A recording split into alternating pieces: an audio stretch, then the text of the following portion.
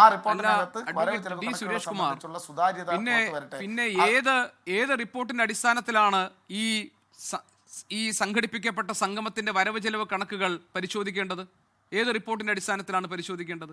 ഏത് റിപ്പോർട്ടിന്റെ അടിസ്ഥാനത്തിലാണ് വിലയിരുത്തേണ്ടത്? അല്ലല്ല, ഏത് റിപ്പോർട്ടിന്റെ അടിസ്ഥാനത്തിലാണ് അത് അളക്കേണ്ടത്? അതാണ് ഞാൻ പറഞ്ഞത്. ഞങ്ങൾ ആരെങ്കിലും നടത്തിയ ഓഡിറ്റ് റിപ്പോർട്ടാണോ ഇത്?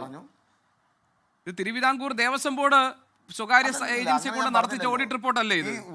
നമ്മൾ ഈ ഓഡിറ്റ് ഞാനൊന്ന് പറഞ്ഞോട്ടെ. ഓഡിറ്റ് റിപ്പോർട്ടുകളെ സംബന്ധിച്ച് നമ്മൾ തെറ്റായ ചില വിലയിരുത്തൽ ഇവിടെ നടത്തിക്കൊണ്ടിരിക്കുകയാണ് തുടർച്ചയായി. ഓഡിറ്റ് റിപ്പോർട്ട് എന്ന് പറയുന്നത് അതിനകത്ത് ഇപ്പോൾ ഒരു പരിപാടി നടന്നു കഴിഞ്ഞാൽ അതിനകത്ത് ഒരു ഓഡിറ്റ് റിപ്പോർട്ട് വന്നു കഴിഞ്ഞാൽ ആ ഓഡിറ്റ് റിപ്പോർട്ടിനകത്ത് എന്തെങ്കിലും പിശകുകൾ കടന്നുകൂടിയിട്ടുണ്ട് എങ്കിൽ ആ പിശകുകളെ ആ തെറ്റുകൾ തിരുത്തുന്നതിനുള്ള അവസരം അവർക്ക് കൊടുക്കും. ഇപ്പോൾ 2 കോടി രൂപ ദേവസ്വം ബോർഡിൽ നിന്ന് അഡ്വാൻസായി പറ്റിയിട്ടുണ്ട്. അതെന്തുകൊണ്ടാണ്?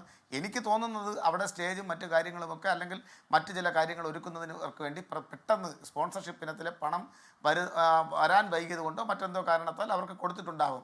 ആ പണം വന്നു കഴിഞ്ഞാൽ സാധാരണയായി റീഫണ്ട് ചെയ്യുന്നതാണ്. ഇത് ഇന്നലെ ശബരിമലയിൽ മാത്രം നടന്നൊരു കാര്യമല്ല. സ്വാഭാവികമായും സർക്കാർ പരിപാടികൾക്കകത്ത് ഇപ്പോൾ താങ്കൾ പറയുന്നത് വരാനിരിക്കുന്ന പണത്തെ കുറിച്ചാണ്. താങ്കൾ ഇതിനകത്തൊരു ന്യായം പറഞ്ഞിട്ടുണ്ട്. കാരണം സ്പോൺസർമാരെ നിന്നൊക്കെ പണം കിട്ടിക്കഴിഞ്ഞാൽ ഈ പൈസ തിരിച്ച് അടയ്ക്കാൻ പറ്റുന്നു. ഞാൻ ചോദിച്ചത് ഇതിലെ ക്രമക്കേടും ഈ വരവ് ചെലവ് കണക്കിലെ പൊരുത്തക്കേടും സംബന്ധിച്ച കാര്യങ്ങളാണ്. 2 ലക്ഷം രൂപ കലാപരിപാടിക്ക് മാറ്റിവെക്കുന്ന 8 ലക്ഷം രൂപ ചെലവാകുന്നു. വന്ന എണ്ണത്തെക്കാൾ കൂടുതൽ ആളുകൾക്ക് ഭക്ഷണം കൊടുത്തതിന്റെ കണക്കെഴുതുന്നു. GST ബിൽ ഇല്ല, എവിടെ പോയി എന്ന കാര്യത്തിൽ ഉത്തരമില്ല. ഇതിനൊക്കെ ആരാ മറുപടി പറയാൻ പോകുന്നത്? സ്പോൺസർമാരാണോ? വരാനിരിക്കുന്ന കണക്കുകളാണോ? ഗോപികൃഷ്ണൻ, ഒരു മിനിറ്റ്. വരുന്ന ആളുകളെക്കാൾ കൂടുതൽ ആളുകൾക്ക് ഭക്ഷണത്തിന്റെ കണക്കെഴുതി എന്നുള്ള വിവരം ഗോപികൃഷ്ണൻ എവിടെ നിന്നാണ് കിട്ടിയത്? ആ കണക്ക് UDFന്റെ നേതാക്കന്മാർ പറയുന്ന കാര്യങ്ങൾ അതേപടി വിഴുങ്ങുന്ന സമീപനം അവസാനിപ്പിക്കണം. 4126 ആളുകൾ അവിടെ പങ്കെടുത്തു. ഏകദേശം ഇന്ത്യയിലെ 16 സംസ്ഥാനങ്ങളിൽ നിന്ന് അവിടെ പങ്കെടുത്തു. വിദേശ രാജ്യങ്ങളിൽ നിന്നുള്ള പ്രതിനിധികൾ പങ്കെടുത്തു. UDFന്റെ നേതാക്കന്മാർ ആവർത്തിച്ച് കേരളത്തിൻ്റെ ബഹുമാനപ്പെട്ട പ്രതിപക്ഷ നേതാവ് ഉൾപ്പെടെയുള്ള ആളുകൾ 500-ൽ താഴെ ആളുകൾ മാത്രമാണ് പങ്കെടുത്തത് എന്ന കള്ളം ഗീവൽസിൻ്റെ സിദ്ധാന്തം പോലെ ഈ നാട്ടിൽ പ്രചരിക്കുമ്പോൾ അതിനകത്ത് വസ്തുതയുണ്ട് എന്ന രൂപത്തിൽ അതിനെ അതേപടി വിഴുങ്ങുന്ന സമീപനം അവസാനിപ്പിക്കണം. എനിക്കതാണ് പറയാനുള്ളത്. ഈ 4126 ആളുകൾ അവർക്ക് ഭക്ഷണം കൊടുക്കുകയും അവരുടെ ചെലവുകൾ നോക്കിയിട്ടുണ്ടാവാം. അതിനെ സംബന്ധിച്ച് അതിൽ എത്ര പേർ അവിടെ താമസിച്ചിട്ടുണ്ട്, എത്ര പേർ ഭക്ഷണം കഴിച്ചിട്ടുണ്ട് എന്നുള്ളതൊക്കെ പരിശോധനയ്ക്ക് വിധേയമാകേണ്ടുന്ന കാര്യങ്ങളാണ്. ഇവിടെ എന്താണ് പറയുന്നത്? UDFന്റെ നേതാക്കന്മാർ പറയാണ് 500-ൽ താഴെ വാർത്താ സമ്മേളനം നടത്തി നിരന്തരമായി പറയുന്ന കാര്യം അതേപടി മാധ്യമപ്രവർത്തകർ വിഴുങ്ങുന്നത് ശരിയാണ്. ഞാൻ കുറച്ച് കാര്യങ്ങൾ വായിക്കാം. In respect of cost plus expenditure, it was observed that for item number 26, cabling, setting panel board and connected work for additional requirement about 2,80,000. The actual quantity was shown as 1 in the bill of quantity. However, the same was not certified in the joint measurement sheet. 50 numbers of beds of 1,73,000 including GST not found in the joint measurement sheet.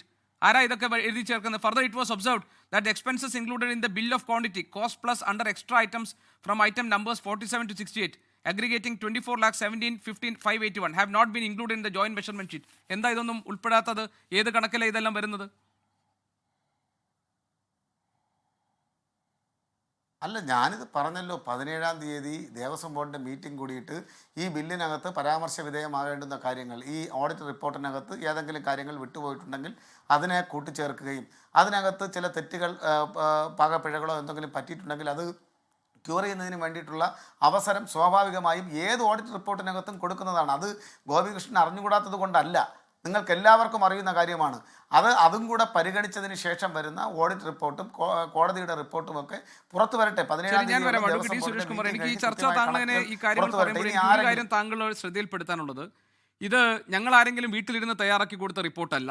എന്തെങ്കിലും ഒരു കാര്യം ആരോപണമായും വിമർശനമായും അതല്ലെങ്കിൽ ഈ രേഖകളുടെ അടിസ്ഥാനത്തിലും താങ്കളോട് സംസാരിക്കുമ്പോൾ താങ്കൾ അത് UDFകാരുടെ കുഴലൂത്തുകാരാണ്, കോൺഗ്രസുകാർക്ക് വേണ്ടി സംസാരിക്കുകയാണ്, നിങ്ങൾ പ്രതിപക്ഷത്തിന്റെ പിന്നെ വാദങ്ങൾ എടുത്ത് അതിനു വേണ്ടി പയറ്റുകയാണ്. ഇതൊക്കെ എന്ന് പറഞ്ഞാൽ ഈ സമയത്ത് താങ്കൾക്ക് രക്ഷപ്പെടാൻ ചില വാദങ്ങൾ നിരത്താനാണെങ്കിൽ ആയിക്കോളൂ, അതൊന്നും എനിക്ക് കുഴപ്പമില്ല.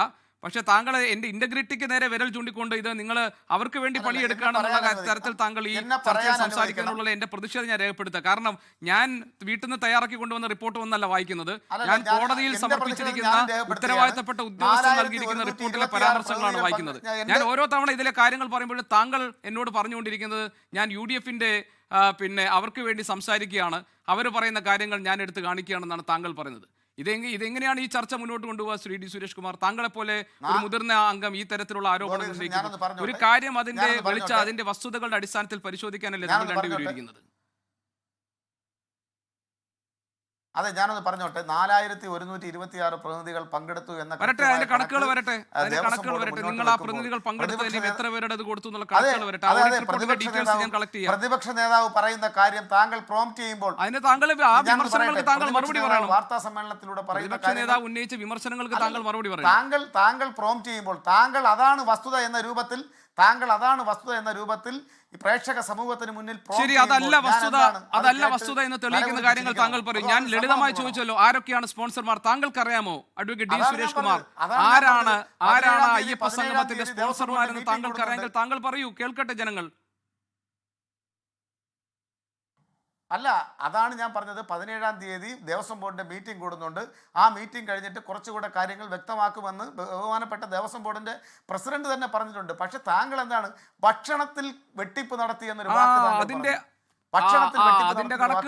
അതിന്റെ കണക്കുകൾ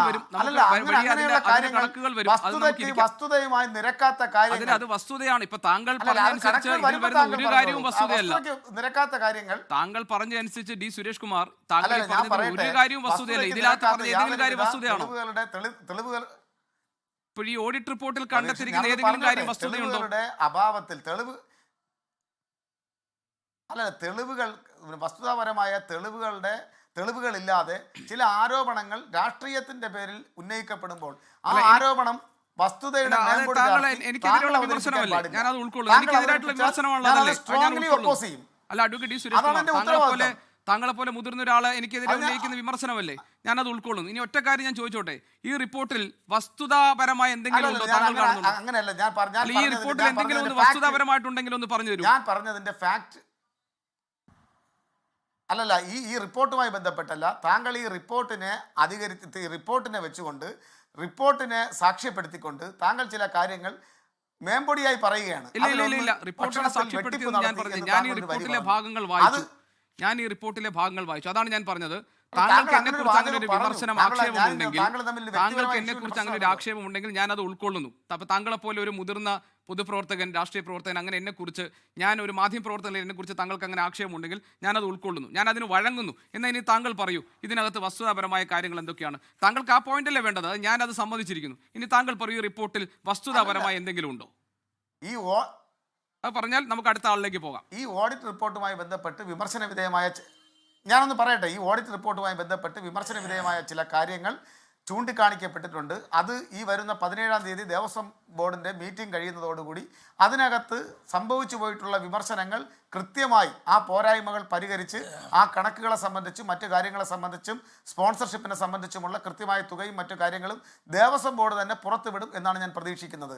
ലോകത്തെവിടെയായാലും ഏത് സമയത്തും 24 വാർത്തകളും ഓഗ്മെന്റഡ് റിയാലിറ്റി പാക്കേജുകളും എക്സ്പ്ലെയിനറുകളും വിശദമായി കാണാൻ ഞങ്ങളുടെ യൂട്യൂബ് ചാനൽ നിങ്ങൾക്ക് സബ്സ്ക്രൈബ് ചെയ്യാം.